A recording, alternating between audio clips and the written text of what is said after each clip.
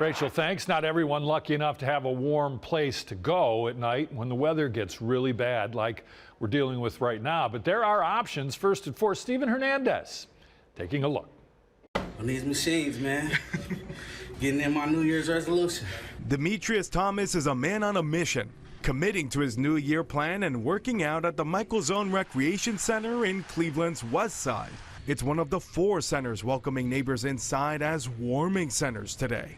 I'm happy. I'm proud of Cleveland doing what Cleveland do.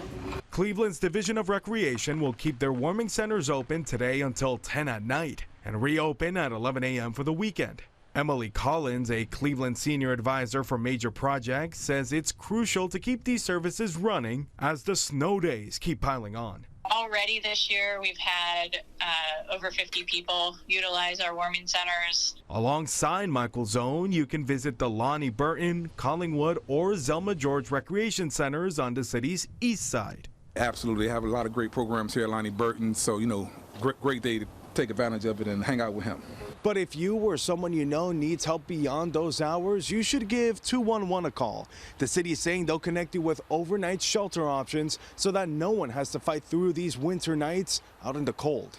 If you're living unsheltered, warming centers can be life or death. The city of Akron also providing options to their neighbors, opening up the Summit Lake Community Center for extended hours from 8 a.m. to 7 p.m. starting this Sunday through next Friday.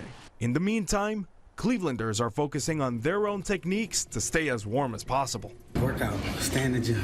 Play a little basketball. I have a meeting at 1:30 here as well. Use the facilities, dress warm. And, we're in Cleveland, Ohio. In Cleveland's Detroit Shoreway neighborhood, Stephen Hernandez, 19 News.